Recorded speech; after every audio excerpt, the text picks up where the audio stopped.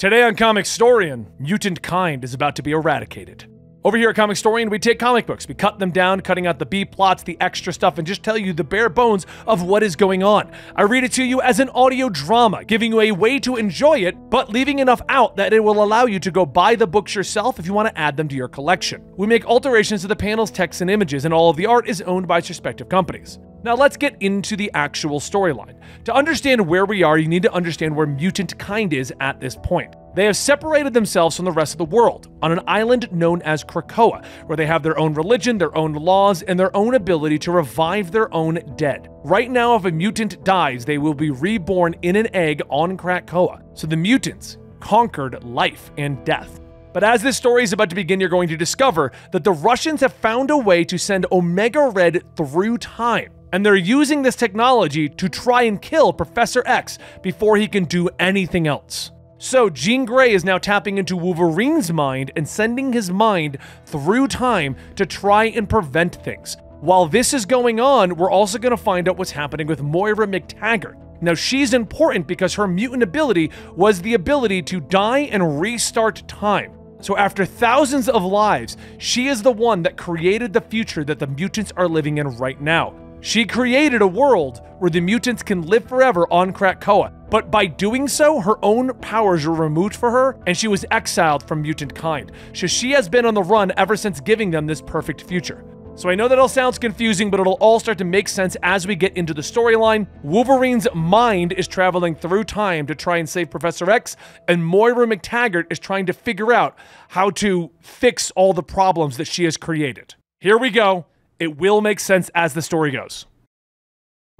Wolverine looks at his old watch as the sun sets over Krakoa, thinking to himself that this may be broken, but that's why he's using it. A digital clock makes sense. It tells the lie of a single moment that doesn't exist, and it's already gone when you look away.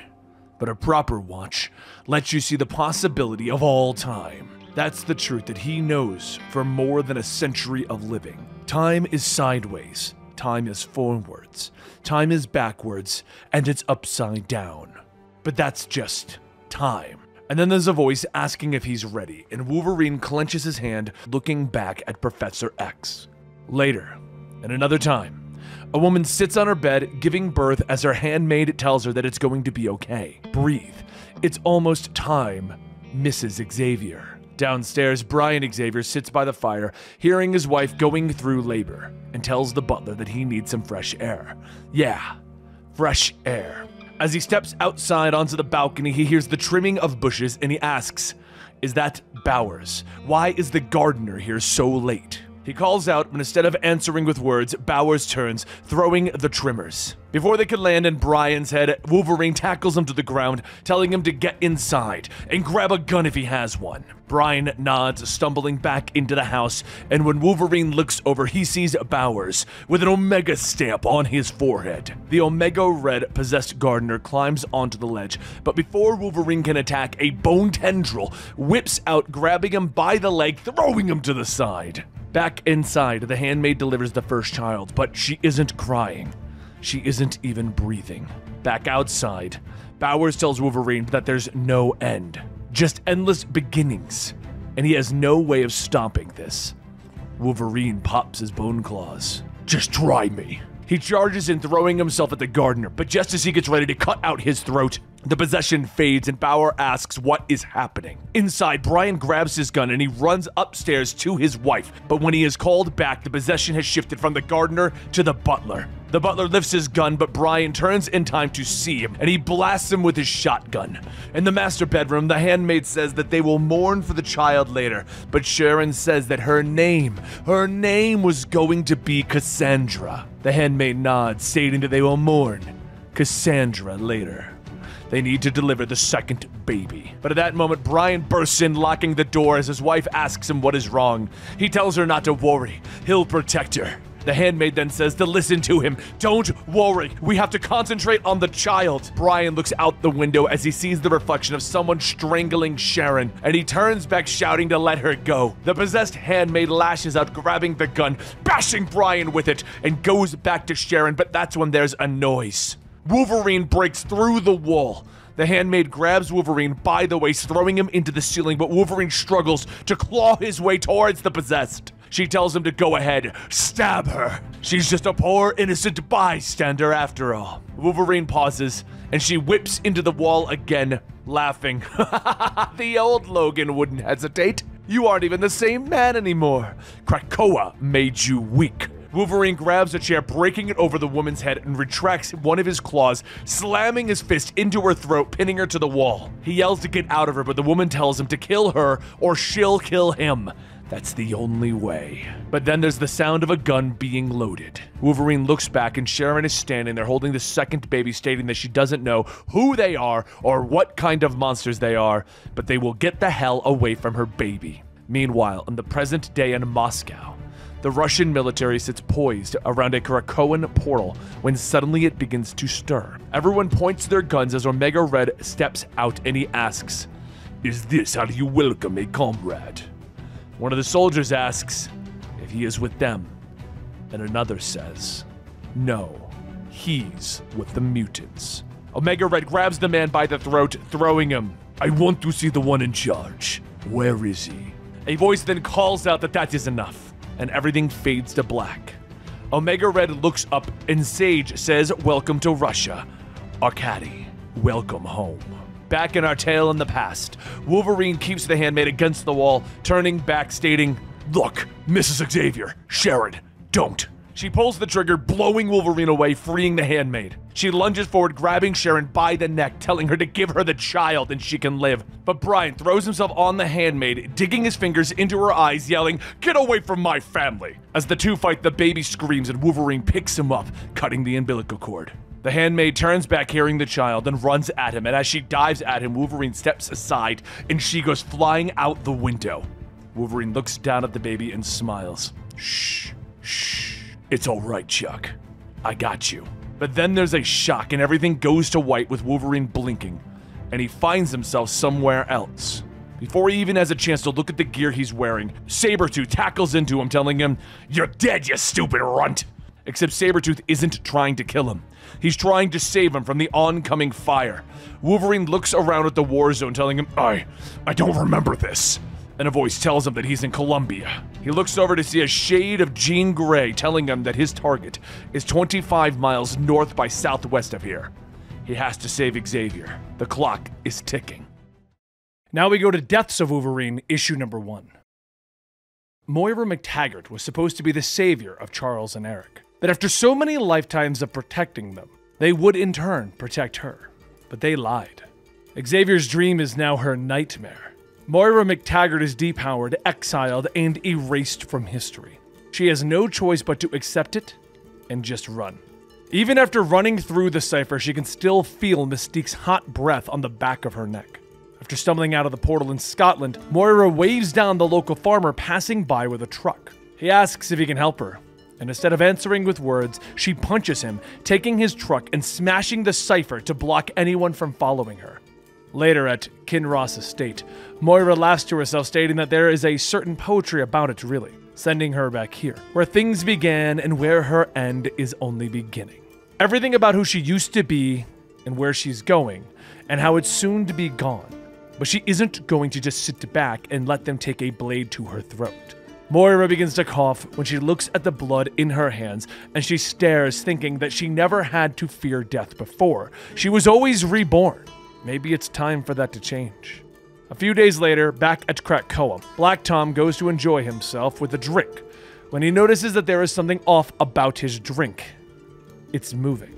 At that moment, there's a shudder across the land, which to the people of Krakoa is normal. Krakoa is always changing. But this change, there is something wrong, something deep in the roots and the nerves. And as Black Tom tries to determine the source, the land splits open and something grows before him. Back with Moira, she goes to visit Dr. Jane Foster just to see how bad things are. And just as she guessed, Jane has stage 4 cancer. Moira says that Krakoa has petals, right?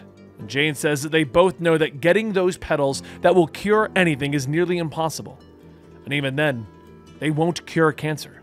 Moira shouts that she knows that, but it can slow down your cancer. All you need right now is some time. As Moira falls to her knees, Jane kneels with her, asking if she's going to explain what's going on, and Moira tells her that she can't. Jane says that she came here instead of going to them. Why? Moira gets up stating that they already think that she is dead, and some might not be too happy that she's still alive. Just forget about all of it, okay? She can't really explain things better than that, and she is not one of them anymore. Suddenly there's a knock at the door, and a nurse pokes in telling Jane that she's needed back in the morgue. Apparently there's some sort of emergency. Jane tells Moira that she'll be back in a few, but as she leaves, the nurse's skin begins to turn blue, revealing it to be Mystique as she begins to make her way towards Moira. Moira asks whatever happened to never killing a human, and Mystique laughs, telling her to listen carefully. Calling herself a human? Just like that? You're no longer a mutant, Moira? Moira grabs her bed and throws it into Mystique, yelling that she created all of this. Their disgustingly perfect Krakoan society only exists because of her. Her work. Her lives. Moira built this world. And this is how you thank me, Mystique? Mystique yells that if she ever really believed that, she'd want this too. But before Mystique could attack, the doors are blown off the hinges, pinning Mystique to the ground. Jane, in her Valkyrie form, tells Moira to go, breaking open the window for her to escape. Mystique grabs her gun and begins to fire, yelling to stay out of this, but Moira manages to get away just in time. Back over at Krakoa, Black Tom takes a closer look at the growth and sees that it's a sort of egg. It suddenly splits apart and a person begins to walk out of it. And Black Tom looks at the figure, asking, what are they doing here? What is this all about? There's a schnick. Black Tom is struck down as the clawed shadow walks away. Later in Newark, Moira tries to change up her look to try and throw everyone off of her trail to prevent those from trying to murder the mother of all of the mutants right now. And she notices an unusual amount of men in suits floating around. They have earpieces, runner's legs, and bodybuilder torsos, not to mention the bulge of shoulder holsters beneath their jackets. Why are there so many CIA agents here? Just then, one of the men grabs Moira, asking if she would mind taking a walk with them, and she snaps back her arm, taking the agent's gun. She runs off trying to make an escape, stealing a motorcycle, telling herself that the CIA wants her in a cell and the mutants want her in a grave. Between them and the cancer that is eating its way through her body, her chances of surviving all of this aren't looking great. She can't reset time anymore. She can't be reborn anymore. If she dies now, it's all over. But if there's one thing that she's learned from all of her lives, it's that dying doesn't agree with her. Meanwhile, back in Krakoa, in the cradle, Professor X and Jean Grey watch over Wolverine when Jean suddenly feels someone. She looks over, stating that it's impossible. And Professor X asks, what is it? And she calls out to the shadowy being, asking, Logan? I don't understand, is that you? And the Shade tells her, I'm no one. I was never here. Cutting over to the Lives of Wolverine, issue 2. Wolverine has for all time left his mark on the world. But now, he's going to put a good dent into the universe, or at least die trying. After clawing his way out of the underground fight club in northern Canada, Wolverine steps out into the blizzard and a shadow of Jean tells him that he's starting to look a little skinny. Anyway, he's 50 miles northwest of here. The wind chill is -30, and the way there is an obstacle course of ice hammocks and crevasses. Wolverine rides off. Good thing that I'm in the body of an idiot teenager that thinks that he's invincible. The world turns white and Wolverine finds himself back in Japan with his wife Itsu. Jean clears her throat and Wolverine tells her, just one more minute. Please, Jean. However, Wolverine isn't going to relive his past. He's here to protect the life of Charles Xavier from a mysteriously time-hopping Omega Red. The world changes again and Wolverine finds himself in Colombia fighting alongside Sabretooth and Maverick in some form of guerrilla warfare. But this place doesn't look familiar. And while Sabretooth and Maverick are fighting, Wolverine pulls back. Jean guides him through the forest, telling him that Charles is here as a part of a larger coalition, and they hope to save the Amazon rainforest and the indigenous cultures that are being extinguished by deforestation. But as they come up to a small village, Wolverine stops and Jean asks him what is wrong. Wolverine says that he doesn't remember it at first, but he remembers it now. Seeing the lab, it busted open a lock in his brain, and after they destroy it, they're gonna go after the surrounding villages as well. Hundreds of villagers will be mowed down, mass graves, burn piles. It was to send a message. Fear America more than you fear the cartel. Jean stops him though, informing him that while he is in the past, he cannot stop Team X, Wolverine's original team, and save Xavier from the time-hopping Omega Red. He has to save Xavier. Wolverine tries to tell her, "You don't understand. This is the worst version of myself, the one that I wish I could take back, correct the unforgivable things, and I'm going to fix it." But again, the world changes. This time, it's on Omega Red though, not Wolverine. In the not-so-distant past, Wolverine and Domino are leading it up, bringing Omega Red in for a trial run, one where they need to find and capture Maxim Ivanov. But while Omega Red went looking for the target, someone else found him. Omega Red heard the voice call out to him, and then suddenly, with the pull of his hair and a sharp pain in his chest, he turns off the surveillance that has been put inside of him after he was killed, and brought back to life without his knowledge. Omega Red says, "I don't!" But Sage tells him that he might not believe him, but he will. And then he will come back to Russia, where he belongs. Soon, Sage fades away into smoke, disappearing from Omega Red's eyes, and Wolverine calls out to fall back, because Maxim isn't here. But back in the time of Columbia, going over back to Wolverine's time-traveling adventures, he makes his way back with Sabretooth and Maverick, with Maverick telling him, "See, he probably just had to drop a deuce." Without warning, Wolverine shoots Maverick in the leg and then opens fire on Sabretooth, altering the flow of time itself. The two scuffle, with Sabretooth asking, "What are you doing?" Wolverine pops his claws, pulling the pin on a grenade, blowing the two of them back. Maverick coughs. "I don't get it. We were a team." And Wolverine tells him, "You're better than this. You've always been a survivor. Get out of the game while there's still time." And as Wolverine leaves, Sabretooth radios back to the professor, telling him that the mission has gone to hell, and Wolverine went AWOL. The professor responds, asking if they need an extraction, but Sabretooth tells him, "No, I'm just telling you. I'm gonna go kill Wolverine." But time shifts again, and Wolverine finds himself fighting against a possessed wife of his, Itsu. Omega Red has been tainting the past, appearing in places throughout time in an attempt to kill Charles Xavier. But Omega Red died and was brought back to life without his knowledge of what was done to him during the time in between, who had his body, who manipulated him.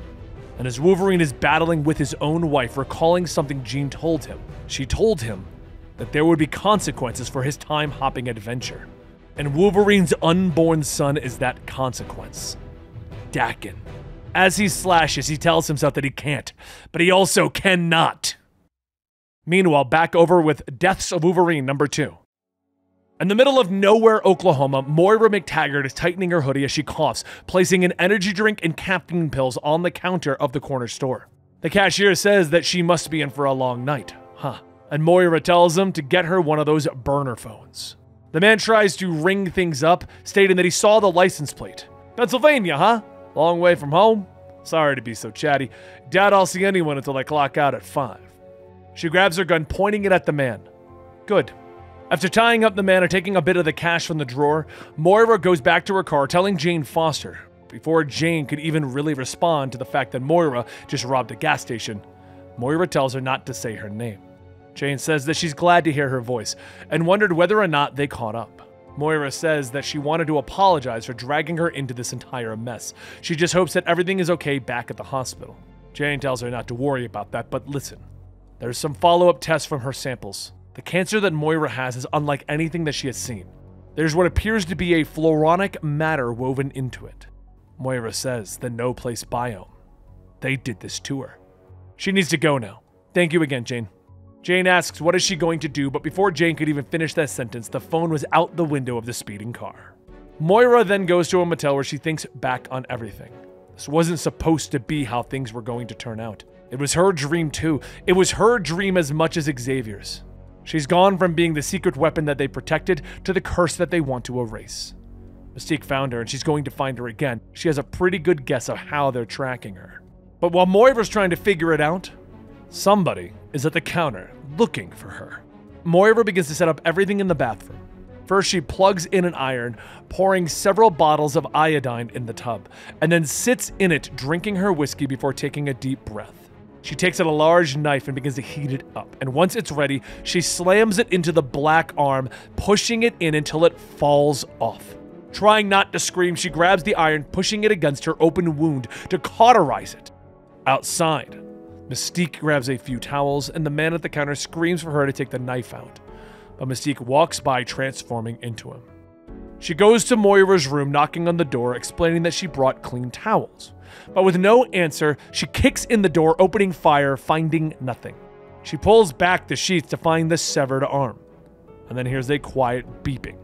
But before Mystique has a chance to see, the bomb under the bed goes off. Meanwhile, back on Krakoa, Forge works away in his lab when Jean telekinetically asks, what can he tell her about the pod that Black Tom found? Any progress on that? And Forge says that he's still trying to crack the analytics, but there's one thing. In the same way that you can examine stone or ice by coring it, you can do the same thing with mature plants, like trees.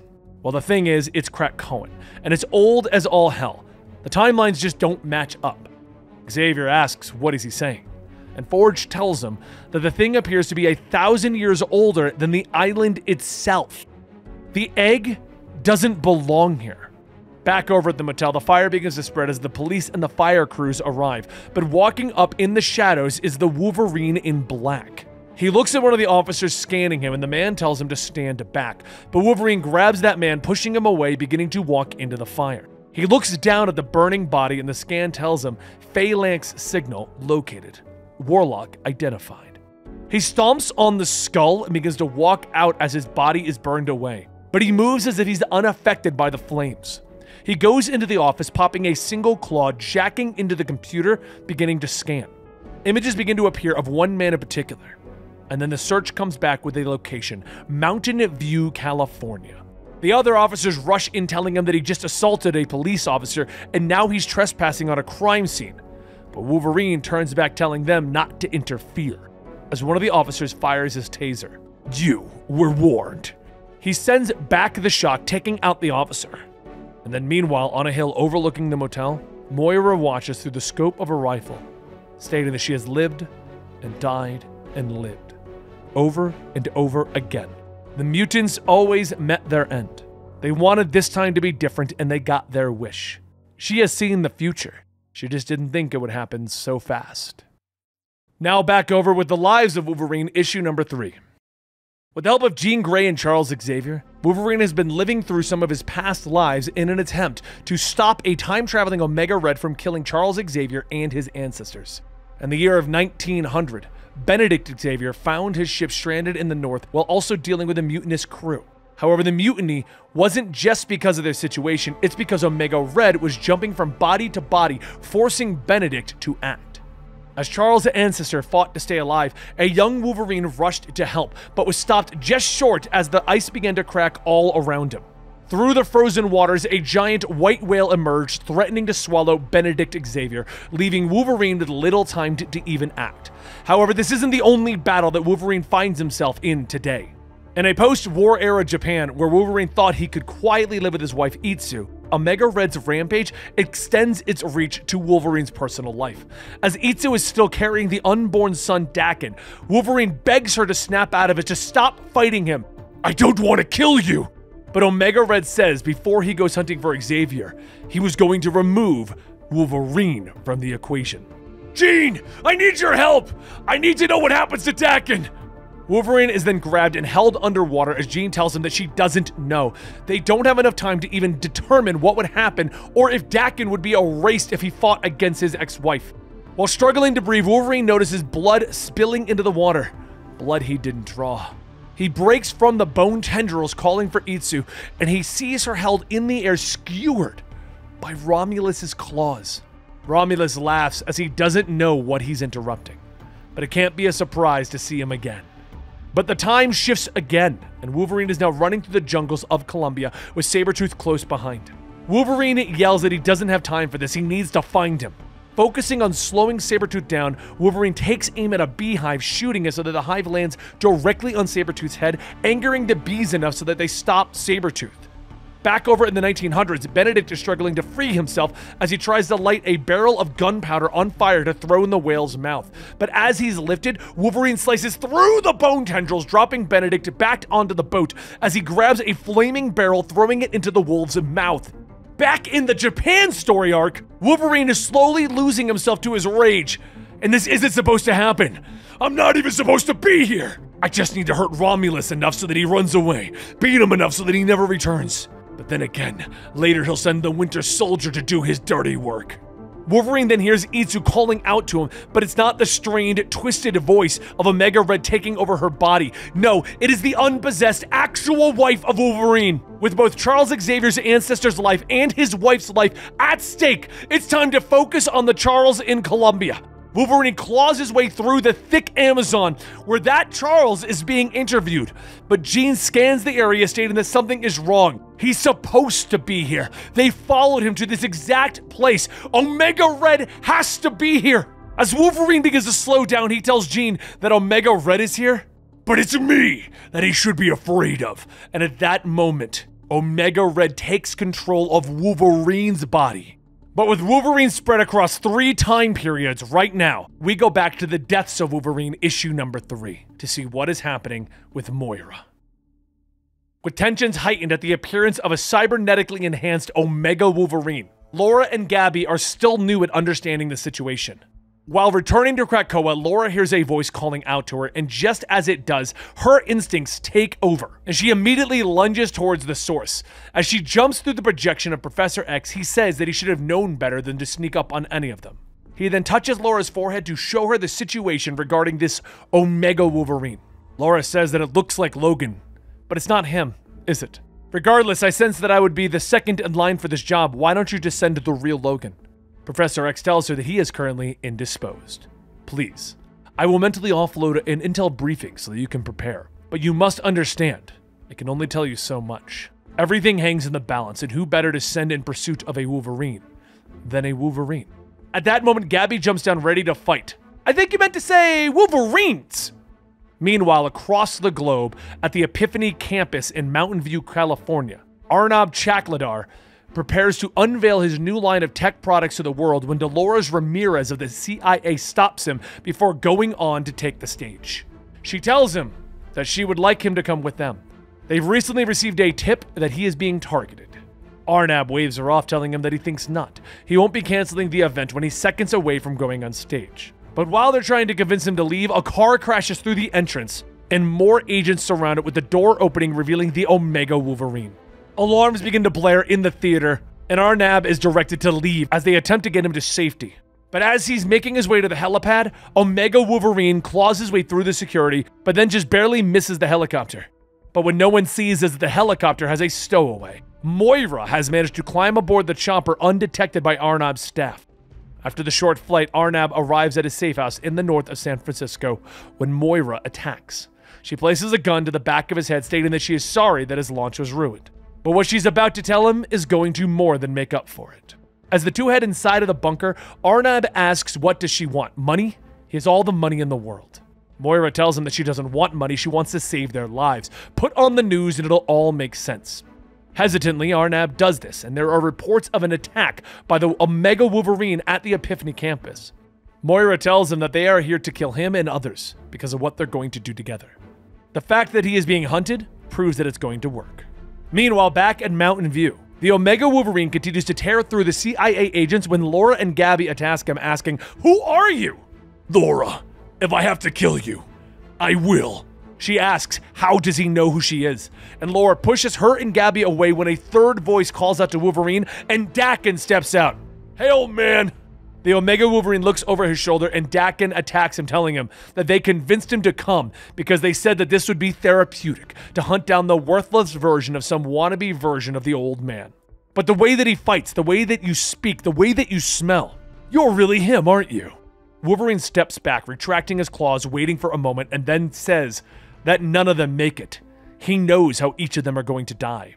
At that moment, Wolverine falls to his knees, grabbing one of the wounds that he has suffered, and Gabby asks what is wrong with him. Daken tells her that he's hurt, but Laura looks a little closer at the wound and sees cybernetics inside, thinking he's sick. Back at the Tech Guru bunker, Moira tells Arnab everything, and though he would have called her crazy, he listened. She explains that he's going to be the man who saved the world from the mutants. At the end of it all, instead of running away, Arnab said okay. He makes a new arm for Moira, and once that's working, he asks her, do you think it's risky that we're going to be playing God? If he wants to go down that road, then the logic would apply that God created a species capable of making those leaps. The real risk is letting mutant kind go unchecked. They've already mastered resurrection. People think of them as gods, but they are devils. We now jump a millennium from now through time. We see the end of time, to the point where Moira says that the Phalanx were going to claim them. The time for ascendancy would arrive. She thought that he would want to know that the world is going to end tomorrow. We then see who Moira is talking about at this end of time, and Logan steps out of the brush telling her, I thought you were dead, but why? Why is all of this happening? She tells him the answer is her. She is why the world is ending, and she has been waiting a millennium for this moment, to kill the last mutant. And it is at that moment that she infected Wolverine, and he became the Omega Wolverine. And this is the end of one story, and the beginning of another. Back over in The Lives of Wolverine, issue number 4. With the many former lives that he has been jumping into to try and stop the death of Professor X, there is a time where Logan finds himself looking up at the eyes of Dr. Cornelius when he was in the Weapon X facility all those years ago. Cornelius tells him not to worry, he won't remember this. He won't remember as he continues to study the limits and the potential of his body. But Cornelius takes a blood sample, looking at it under a microscope, and notices something strange, like a sort of contagion or a parasite. Cornelius looks over, stating that before they root it out of him, they're going to run a few experiments to better understand the anomaly. He won't mind, will he? Of course not. At that exact moment, Wolverine jumps into the mind of his own former self. Wait, you need to listen. But at that moment, Omega Red takes control of Dr. Cornelius, beginning to activate the machine and electrocute Wolverine, telling him, whatever your plan was, I'm going to mess it all up. You can't send a weapon after me if a weapon doesn't exist! However, the parasite inside of Wolverine slowly begins to take hold and spread, covering his entire body in black. Omega Red, in control of this other body, looks down. What is this? Wolverine rips the tubes and wires connected to him away, slashing his way out as he sits up, possessed by Venom! Wolverine lunges off the operating table, and Omega Red grabs whatever machinery he can, throwing it to try and keep Wolverine away. But this is a pattern starting to be seen throughout all of Wolverine's past lives, a constant point. Anytime Omega Red would try to interfere, there was Wolverine or something close to stop him. Whether it during the events of Pearl Harbor, back in Columbia, or the Weapon X facility, there's no stopping Wolverine on whatever mission he is on. And in our current time, Jean is reaching out, pulling Wolverine back to his mind, stating that there's something wrong. She can't find the consciousness of Wolverine. Did she lose him in time? When Omega Red entered his consciousness, it's like somebody wrestled the wheel of the car away from her. They need to find Wolverine's brain. Professor X leans down to connect with Wolverine, asking if he's there. Can he hear him? And suddenly Wolverine grins, slamming his claws into Professor X's shoulder. Loud and clear. Greetings from Russia.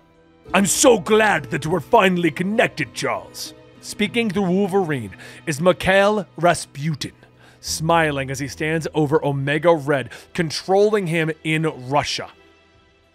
Now we go to the Deaths of Wolverine, issue number 4.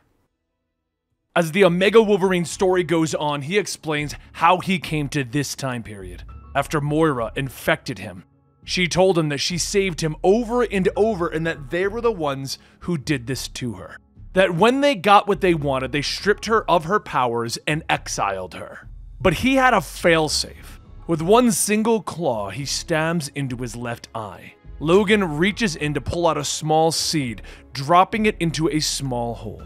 After a few seconds, that seed sprouted, and Logan tells them, I'm not the praying type, but I'm putting this one out there for whoever and whatever might be listening. Let me fix this. Not for me, not even for mutant kind, but for life as we know it. Once Wolverine finishes his story, he and the others race to Arnab's bunker to try and stop Moira, but as they arrive, they find that Moira has already escaped. Wolverine grabs Arnab. "Where is she?" But he tells him that he doesn't know, so Wolverine throws him to the ground, not believing him. Arnab reaches for an energy blaster and shoots Wolverine, but before he can get the second shot off, Dakin and Gabby stop and restrain him. Laura looks at Wolverine hunched over, asking if he's okay. And Wolverine tells her, Yeah, I'll be fine." She wants to know then what happens when he's not okay. What if his healing factor can't keep up with the phalanx infection that is inside of him? Wolverine tells her, "You have to kill me before we kill Moira." He then turns, slamming Arnab into the wall, telling him, "I think I'm on the right side of history with this, but let me tell you about the future a bit. This is Dakin. He dies quickly in an energy blast from a sentinel. This is Gabby. She's depowered by Nimrod and ripped in half. This is Laura, Wolverine. She's tortured and experimented on for years as her organs and skin are harvested. This is my family. And it isn't just them who dies, it's all of the humans. They all get gobbled up in the end, Arnab, because of what Moira does later. Now, I can promise you, on the graves of my children, I won't kill you if you tell me where she went." Arnab is silent for a moment, but then he spills the beans. "Krakoa. She went to the island of the mutants." Wolverine looks at Arnab, shooting a claw into his nose. He screams for a moment, but then he stops. And Gabby asks, "I thought you weren't going to kill him." "He'll live. His knowledge won't. Now we'll need to destroy the lab, down to the last microprocessor." Meanwhile, over in the armory on Krakoa, Moira is sneaking in looking for the neutralizer gun that stole her powers, with hopes that it might be able to reverse the effects. If she can gain her powers again, she can die and redo all of this. She can be the one in charge of everything.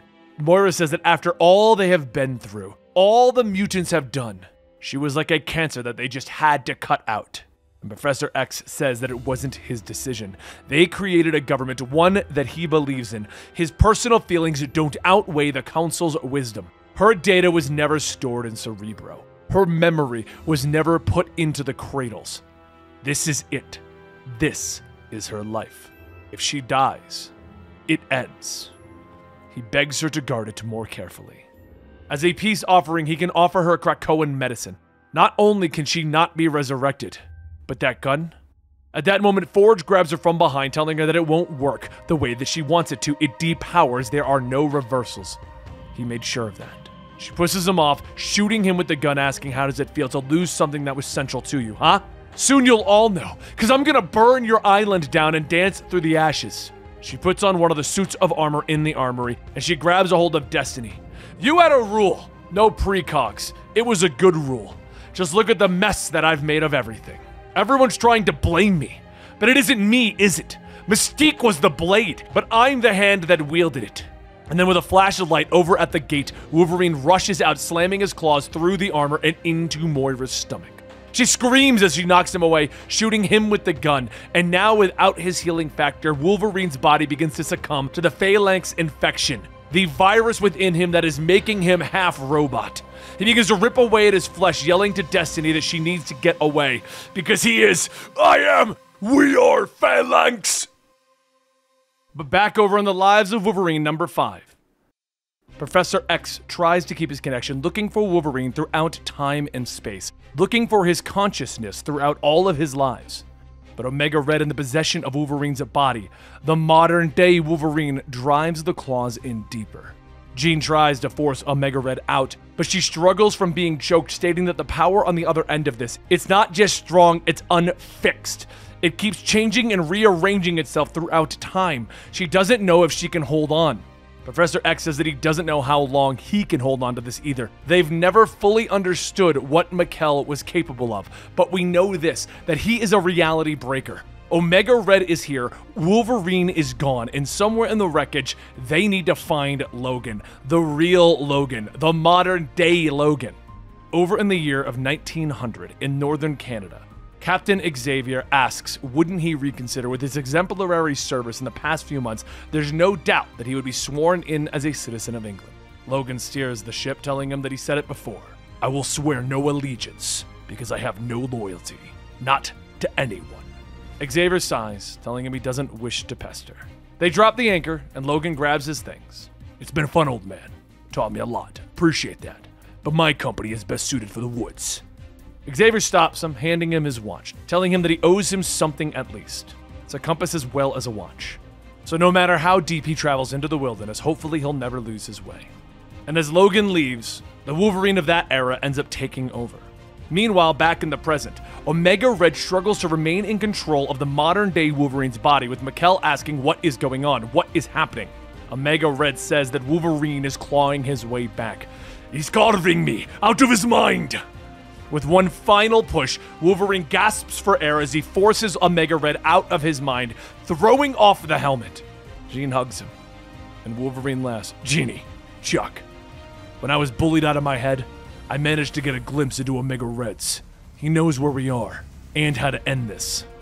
Back in Russia, Omega Red pulls the Cerebro sword out of his chest to sever his connection to Wolverine, and he sits up asking Mikkel if he's alright. Mikkel simply tells him that he failed. Nothing will ever be alright. Over and over, despite all the time in the world, all the opportunities provided. You have failed Russia, Omega Red! Omega Red yells, no! We were in this together! Send me back further! I'll go 500 years back, 1,000 years back! And Mikkel tries to pry the sword away from Omega Red. Omega Red pushes him away, and Mikkel says that this is not a democracy. You don't have a voice. You are a tool, a failed one at that. You didn't even realize what's coming. He is coming. He wants his revenge. Omega Red begins to panic, and then as he looks at the sword, a gateway begins to open, and out of it steps Wolverine. Omega Red looks at him. Just you? Just me. No more tricks, no more dodges, no more bullshit! The two begin to run at each other, exchanging blow after blow, but never stopping to feel the hurt that they were inflicting. Whether it be in the past, the present, or the future, there is one constant between their battles. Wolverine has always come out on top. The two tear and rip at each other until Wolverine gets that one clean swipe, cutting off one of Omega Red's hands. Omega Red screams, wrapping a tentacle around a tree, ripping it off, slamming it onto Wolverine, pinning him to the ground. He then grabs a hold of the sword, beginning to walk over, and seeing this, Wolverine hacks away at the tree trunk.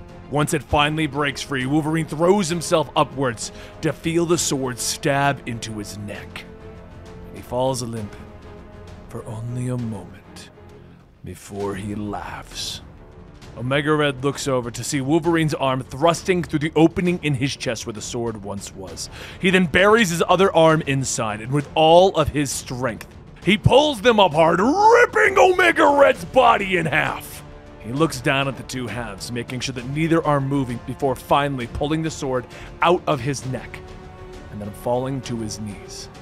Later on Krakoa, he shuffles into the point and tells Sage that he figured he best get this to her before he falls over to take a year-long nap, and he falls into a chair. Sage takes the sword, telling him that she's sorry, but he can't rest yet. The island? It's under attack. Wolverine looks up with his only good eye, asking, "What? By who?" Well, by you, actually, Wolverine. Now for the conclusion, with the deaths of Wolverine number 5. Somewhere in the mind of Professor X, he sits on a bench enjoying a peaceful life around him, when suddenly the birds around him fly off in a panic and he looks up to see a woman coming at him. Moira is holding her stomach. "Screw you and your dream. I wish I'd never met you, you coward, you traitor! I won't let you win. I won't. I can't. Die." Meanwhile, out in the forest, Omega Wolverine tries to run and get away, and Sage radios in asking if anyone has eyes on him. Laura, Gabby, and Dakin are all chasing the Omega, with Laura stating, "Did you mean to say Wolverine or Wolverines?" And Gabby tells her, "We're all Wolverines, including the Omega." Sage asks where are they, and Laura says that they are 3 clicks south by southwest of the Blossom Bogs. Heading due north, it's like he knows where he's going. Sage quietly says the cradle. He's heading to the cradle.